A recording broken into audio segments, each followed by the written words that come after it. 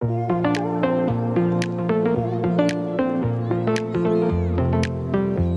ভিডিওতে আমরা দেখব গ্রাফটেড অ্যাডেনিয়াম গাছ কিভাবে কুরিয়ারের জন্য তৈরি করা হয়, পরিষ্কার করা হয়, ইচ অ্যান্ড এভরিথিং। প্রথমে গ্রাফটের নিচের ডালগুলো কেটে নেব। যে ডালগুলো গ্রাফটের নিচে থেকে বের হয় সেগুলো বা ডালে সাধারণত আপনার সিঙ্গেল পেটাল বা নর্মাল কালার ফুল হয়, আর গ্রাফটেডের ওপর থেকে যেগুলো কালার হয় সেগুলো রোজি ভ্যারাইটির গ্রাফট।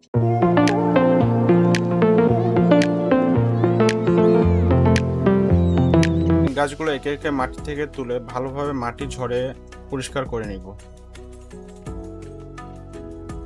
গাছগুলো মাটি ঝরানোর পরের কাজ হলো ভালোভাবে পানি দিয়ে ধুয়ে পরিষ্কার করে নেওয়া, যেন কোনো প্রকার ময়লা লেগে না থাকে।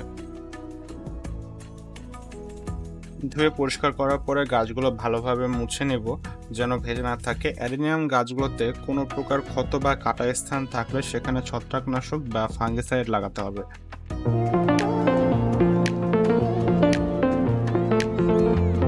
প্রতিটি অ্যাডেনিয়াম গাছ আলাদাভাবে একে একে পেপার দিয়ে মুড়িয়ে ও দড়ি দিয়ে বেঁধে নিব।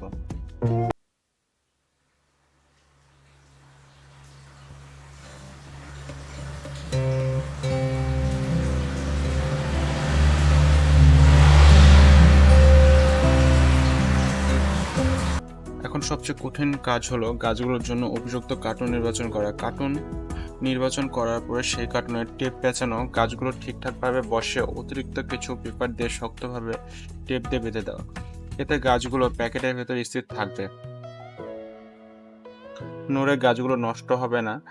কিছু দেখার পরেও খেয়াল রাখতে হয় যেন কার্টুন কুরিয়ার পলির মধ্যে ঠিকঠাকভাবে ফিট হয়। কাস্টমারের কাছে যে পলি অনুযায়ী টাকা নেছি সেটাতে ফিট করতে হবে, নয়তো আবার কুরিয়ার অফিসে যে বড় পলির জন্য অতিরিক্ত টাকা দিতে হবে। দেখতে দেখতে প্যাকিং শেষ হয়ে গেল। এরকম প্যাকিং এর আরো ভিডিও পেতে চাইলে ইয়েস লিখে কমেন্ট করেন। ভিডিওতে লাইক করে পেজ থেকে দেখে থাকলে ফলো করবেন, আর ইউটিউব থেকে দেখে থাকলে সাবস্ক্রাইব করবেন। ধন্যবাদ।